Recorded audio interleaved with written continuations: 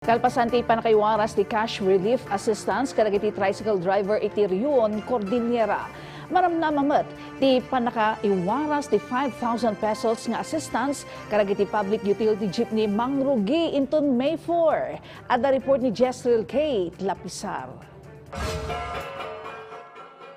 Nabaligi ti pan nakaiwaras ti cash relief assistance kadagiti tricycle driver ti Region idi April 8 ken April 16 no sa dino di manon iti pakabuklan nga 8,660 at tricycle driver tinatulungan. Pakabuklad met a 43,300,000 pesos ti cash assistance ang naiwaras para iti daytoy. Iti daytoy adatos at dapay ti agarup sa nga gasot asaan pay ang nakaala ti cash assistance da ang mabalinda pay nga alaen kadagiti social Welfare and Development Offices ti munisipyo da aging gaitang aldaw April 30.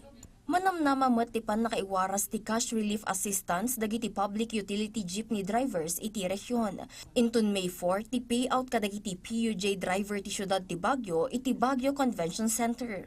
May 5 met iti Wangal Sports Complex La Trinidad ken SWAD Office Lagawe Ifugao.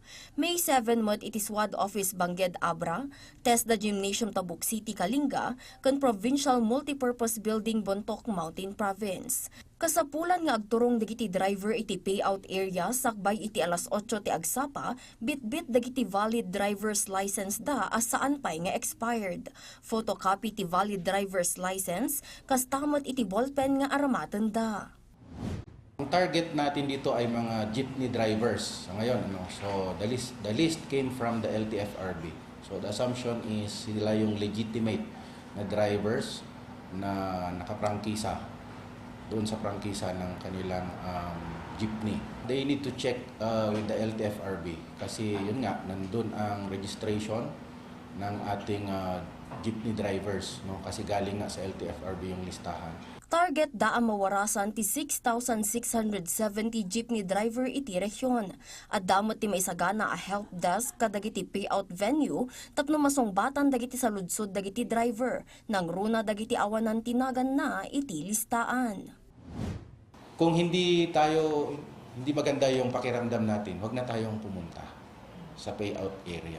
Kasi hindi lang naman next week ang schedule natin. We will conduct another round. Pag nakita natin na marami ang hindi makakuha, we will set another schedule.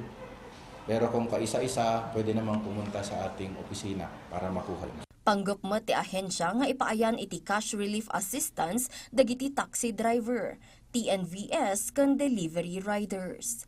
Jezreel K. Lapizar para iti Pambansang TV, iti Baro, Pilipinas.